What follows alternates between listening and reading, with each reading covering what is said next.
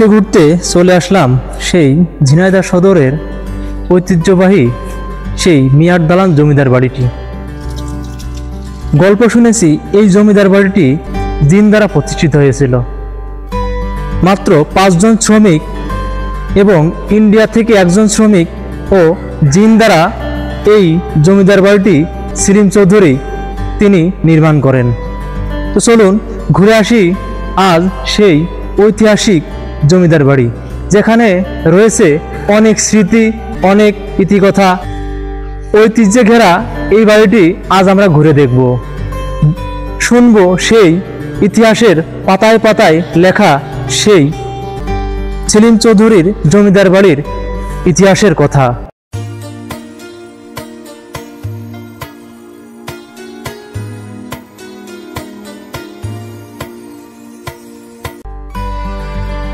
ঝিনাইদহ সদর হতে প্রায় 3 কিলোমিটার দূরে এই মুরারিদহ গ্রাম। আর এই মুরারিদহ গ্রামেই সেই 200 বছর আগের গড়ে উঠেছিল সেই মিয়ার দালানটি। আজ আমরা ঠিক সেই অবস্থানেই দাঁড়িয়ে আছি। ঝিনাইদহ আমার গর্ব, আর ঝিনাইদহতে আমি জন্মগ্রহণ করেছি, তাই তো ঘুরতে ঘুরতে চলে আসলাম সেই ঐতিহ্যবাহী মিয়ার দালান। আপনারা আমার পিছনে যে দালানটি দেখতে পাচ্ছেন, এটাই সেই ঐতিহ্যবাহী মিয়ার দালান। তো চলুন গল্পের মাধ্যমে সেই ইতিহাসটা জেনে আসি। এবং এই ঐতিহ্যবাহী মিয়ার দালানের ঠিক পাশেই রয়েছে শান্ত নবগঙ্গা নদী। চলুন শুনে আসি এই নবগঙ্গা নদীর তীর ঘেঁষে এই মিয়ার দালানটি এখানে কিভাবে প্রতিষ্ঠিত হয়েছিল। সেই 200 বছর আগে এই নদীর পাশেই কি মনে করে এই মিয়ার দালানটি তিনি প্রতিষ্ঠিত করেছিলেন, চলুন আমরা সেই ইতিকথা শুনে আসি। ঝিনাইদহের মিয়ার দালান প্রেম, ঐতিহ্য আর হারানো সময়ের এক সাক্ষী। ঝিনাইদহ শহর থেকে কয়েক কিলোমিটার দূরে নবগঙ্গা নদীর তীরে এক নীরব সাক্ষী হয়ে দাঁড়িয়ে আছে নাম তার মিয়ার দালান। আজ সে ভগ্নপ্রায়, দেয়ালে শেওলা, ছাদে ঘাস, কিন্তু একসময় সে ছিল সৌন্দর্য আর ভালোবাসার প্রতীক।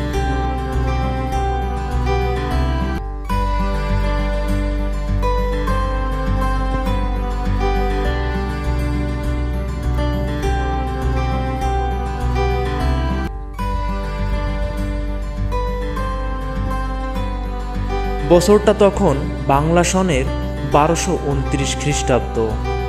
ঝিনাইদহের এক প্রভাবশালী জমিদার সলিমুল্লাহ চৌধুরী সিদ্ধান্ত নিলেন তিনি গড়ে তুলবেন এক মহল, এক দালান, যা হবে ভালোবাসার স্মারক। সলিমুল্লাহ ছিলেন পরিশ্রমী, বুদ্ধিমান, কিন্তু তার জীবনের সবচেয়ে বড় একটি ঘটনা ছিল এক নিষিদ্ধ প্রেম।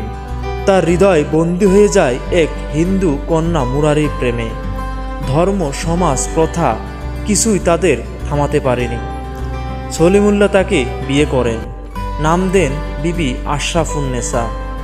আর সেই ভালোবাসারই প্রতীক হিসেবে তিনি নির্মাণ করেন এই মিয়ার দালান। দালানটি ছিল লালচে ইটের, চারদিক ঘিরে পুরনো আম গাছ, শেওলা ধরা দেওয়াল আর কাকের ডাক যেন একটানা সঙ্গী। জমিদার বাড়ির ভেতরে ঢুকতেই চোখে পড়ল ছাদের পুরনো লোহার কাজ। তখনকার সময়ে কতটা মজবুত করে এটি তৈরি করা।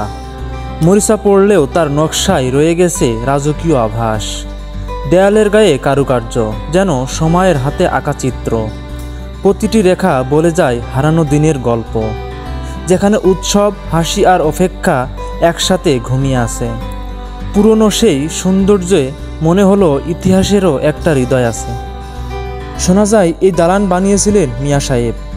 তিনি ছিলেন ওই অঞ্চলের ধনাঢ্য জমিদার।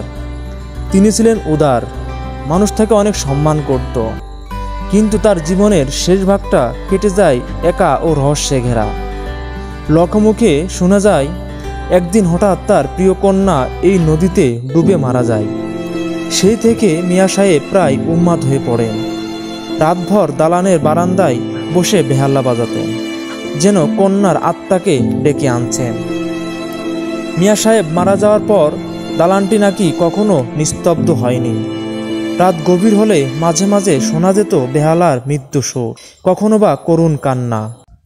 সিঁড়ি থেকে নামার সময় লক্ষ্য করলাম হাতের ডানে একটা দেওয়ালে খোদাই করা ত্রিভুজ আকৃতির একটা স্থান। এখানে হয়তোবা জমিদার এই সিঁড়িটা আলোকিত করার জন্য হয়তো প্রদীপ রাখতেন। এখানে যে আলমারিগুলো দেখতে পাচ্ছেন এটা অনেক পুরনো, সেই 200 বছরের অধিক বয়স। তো এটা তখনকার সময়ে জমিদার এখানে অনেকগুলো হয়তো মূল্যবান বই রাখতো। তো দেখুন কতটা নিখুঁত ভাবে এটা তৈরি করা। এই বাড়ি আছে নির্মাণ করে সলিম চৌধুরী, সম্রাট শাহজাহানের বংশের একজন। হ্যাঁ, তো উনি ব্যবসা ছিল না, চিটাগাং থেকে মাল কিনে কলকাতা বেচা, কলকাতা থেকে মাল কিনে চিটাগাং বেচা, এসে সওদাগরি ব্যবসা ছিল, বাণিজ্যিক। কুষ্টিয়ার ওইসব নদী দিয়ে চলতো। তা ওনার প্রথম স্ত্রী সন্তান ছিল, তারপরে ওনার কোরআনের লাইনে একটা উস্তাদও ছিল, আবার ওনার অনগত একটা জেনও ছিল। জিন। জেন। এই মতো অবস্থায় উনি হঠাৎ করে বাড়ি থেকে চিন্তা করে যে আমি একটু ভ্রমণে যাব। চিন্তা করে ভ্রমণে বেরিয়ে পড়েছে এই নদী দিয়া। এই নদী দিয়েই উনি ভ্রমণে যাচ্ছিলেন। হ্যাঁ। তাই কিছুদূর আগে যে একটা ঘোষপাড়া আছে, ঘোষের মেয়ে নদীতে গোসল করতে আসছে, আর উনি হচ্ছে লগে ওই পাশ দিয়ে যাচ্ছে। তা উনাকে দেখে ঘোষের মেয়ে নাম হচ্ছে মুরারি বালা, দেখে উনি খুব মুগ্ধ হয়েছে। মানে দেখতে খুব এত ফর্সা, সুদর্শন, পরীর মতো দেখতে, আর পা পর্যন্ত ছিল তার চুল। দেখে উনি মুগ্ধ হয়ে ঘোষের হলো প্রস্তাব দেয়, দিয়ে মুসলমান বানিয়ে বিয়ে করে। বিয়ে করে এই বউ নিয়ে যখন বাড়ি উঠতে যায়, ওনার বাপ তখন বাড়ি উঠতে দেয় না। সব পরিচয় শোনার পরে ওনাকে বাড়ি থেকে বিতাড়িত করে দেয়। কোরআনের লাইনের কাছে, উস্তাদের কাছে বলে যে এরকম আমার বাপ তো বাড়ি থেকে বিতাড়িত করে দিল, আমি এখন কি করতে পারি? তা বললো যে সমস্যা নেই, তুমি নদী পথে চলে যাও, যেখানে যাই দেখবা যে ব্যাঙে সাপ ধরে খাচ্ছে, সেখানে বাড়ি করো। সচরাচর সাপে ব্যাঙ ধরে, কিন্তু ব্যাঙে সাপ ধরে খাবে, সেখানে বাড়ি করো। তো উনি নদী পথে আস্তে আস্তে আস্তে এই জায়গায় সে দেখে যে পদ্মপাতার উপরে ব্যাঙ আর পাশ দিয়ে সাপ যাচ্ছে, উনি ধরে খাচ্ছে। তখন এখানে তাবু খাটিয়ে সুন্দর একটা পরিবেশ করে, তারপরে জমি হিলোকে কয় যে তাহলে খাজনা দাও। তখন উনি পুরো গ্রামের খাজনা দিয়ে দেয়, হলো মুরারি বালা থেকে মুরারি দহ। তারপরে উনি কলকাতা যায়, যে রাজচন্দ্র রাজমিস্ত্রি নিয়ে আসে, 3টে জোগালে নিয়ে আসে, আর উনার অনগত জিন ছিল। এই 5 জনে মিলে 7 বছর বাইন্দে বিল্ডিং তৈরি করে। এই বিল্ডিংটা তৈরি করতে 7 বছর লাগছিল। তারপর তৈরি করে নিয়ে উনি বসবাস করতে করতে মুরব্বী হয়ে মারা যায়। কিছুদিন পর ওনার বিবি মারা যায়। এই পক্ষের কোনো সন্তানাদি ছিল না। জমিদারের কাছ থেকে খন্ড খন্ড ভাবে যে যেরকম হইলো নিলামকৃত ভাবে কিনেছে, সেই সেরকম ভোগ দখল করে সে হলো বসবাস করছে ভাবে। তাই এই 25 বিঘে জমি সহ এই বাড়ি চিটাগাং এর একজন রাজেন সিং নিলামকৃত ভাবে কিনে হলো বসবাস করতে গিয়েছে। বসবাস করতে যেয়ে উনি বসবাস করতে পারেনি এই জেনের অত্যাচারে। কারণ এই বাড়ি যে জেন আছে, এই জেন আছে এই হিন্দুদের এই কালচারটা পছন্দ করে না, পছন্দ না। তখন তাড়াতাড়ি করে আমাদের বাপ চাচাদের কাছে গেছিল। বাপ চাচারা দেখলো যে এরকম পরপর 2-3 হাতি আছে, ব্যাপারটা কি, এই বাড়ি বসবাস করতে পারছে না। তখন বাপগার মামাতো ভাই ছিল, সে আবার জেন হাজির করতে পারত। উনার ডাইকে আইনে জেন হাজির করে বললো যে এরকম আমরা এই বাড়ি কিনতে চাচ্ছি, বসবাস করব, তা তোমাদের মতামত কি? জেন বললো যে কেনেন, আমরা আছি, তবে আল্লাহর নিয়ম কারণে বসবাস করতে হবে। আর তখন হলো 75,000 টাকা ব্যয় করেছে, আবার চ্যালেঞ্জ ছুড়ে দিয়েছে। ওই সামনে খোদাই করে লেখা আছে যে শ্রী শ্রী রাম মুরারি দহ গ্রাম ধাম বিবি আশরাফুন্নেসা নাম কি কইব হুরেরবা খান ইন্দির অমরাপুর নবগঙ্গার উত্তর ধার 75,000 টাকায় করেলাম নির্মাণ। এদেশে কার সাধ্য বাদিয়া নদীর অঙ্গ জল মাঝে কমল সমান। কলিকাতার রাজচন্দ্র রাজ 1229 সালে শুরু করে কাজ 1236 সালে সমাপ্ত দিলাম। ওই জায়গা খুদাই করে লেখা আমি পড়ে দেখছি, এদেশে কাহারও সাধ্য নাই বাধিয়া নদীর অঙ্গ, মানে কাহারও সাধ্য ছিল না যে 75,000 টাকা দিয়ে এইরকম বাড়ি একটা নির্মাণ করা। আপনার বাপ চাচার এই বাড়িটা কত বছর কিনছে? তাহলে 60-65 বছর আগে। গ্রামের মানুষ দূর থেকে দেখতো দালানের জানালায় মোমবাতির আলো, কিন্তু ভেতরে গেলে দেখা যেত সব অন্ধকার, ধুলো আর জঙ্গল। বহু বছর পর শহর থেকে এক তরুণ স্থপতি আসে দালানটি সংস্কার করার ইচ্ছে নিয়ে।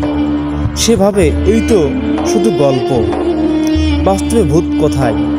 কিন্তু প্রথম রাতেই যখন সে দালানে নকশা আঁকছিল, হঠাৎ শুনতে পায় বেহালার সুর ধীরে ধীরে কাছে আসছে।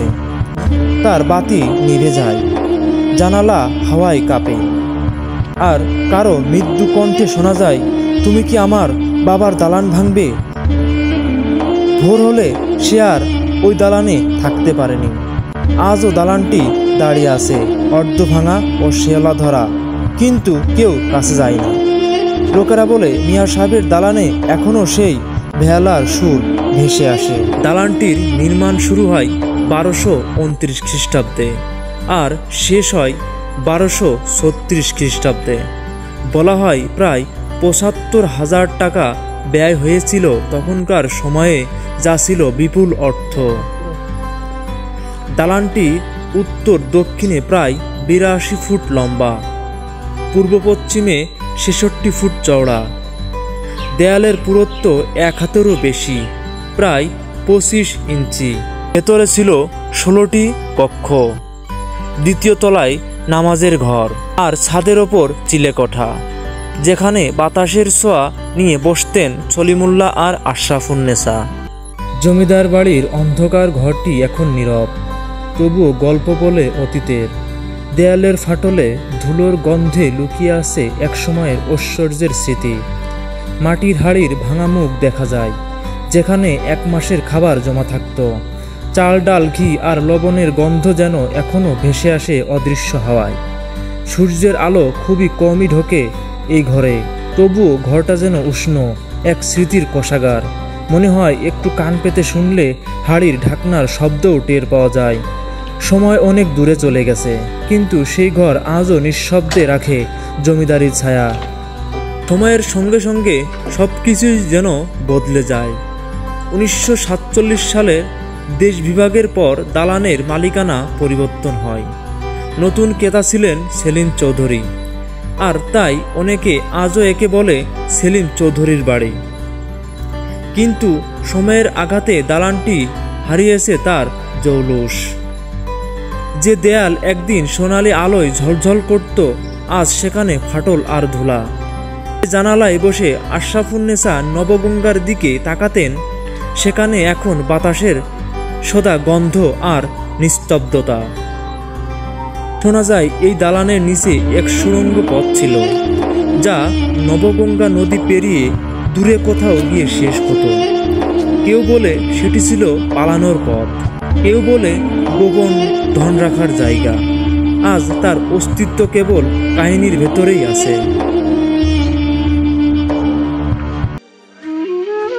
জমিদারের বাড়ির পাশে একটি চিলেকোঠা, যেখানে জমিদার মেয়ের স্মৃতি মনে করে প্রতিদিনই বেহালা বাজাতেন। সময়ের সাথে সাথে সেই জায়গাটিও এখন ধ্বংসের স্তূপ, এবং পাশেই রয়েছে ২২ মাথাওয়ালা খেজুর গাছ, যা এখন বয়সের ভারে শেষ হয়ে যাচ্ছে। একসময় এই গাছগুলোই বাড়িটির সৌন্দর্য বয়ে নিয়ে আসতো। দালান কেবল একটি ভবন নয়, এটি এক ইতিহাস, ভালোবাসা, স্থাপত্য ও সময়ের এক প্রতীক। যদি আজ আমরা এই ঐতিহ্য সংরক্ষণ না করি, তাহলে হারিয়ে যাবে এমন একটি গল্প, যা আমাদের মাটির গন্ধে লেখা। দিন হয়তো কেউ আর জানবে না এই নদীর ধারে একসময় এক মানুষ ছিল, যে তার প্রেমের স্মৃতি ধরে রাখতে এক দালান গড়ে তুলেছিল, রেখে গিয়েছিল চিরন্তন ভালোবাসা, এক নীরব প্রতীক। মিয়ার দালান আমাদের ইতিহাস এক নিঃশব্দ সাক্ষী। সংরক্ষণ করি ঐতিহ্য, বাঁচাই অতীতের গল্প।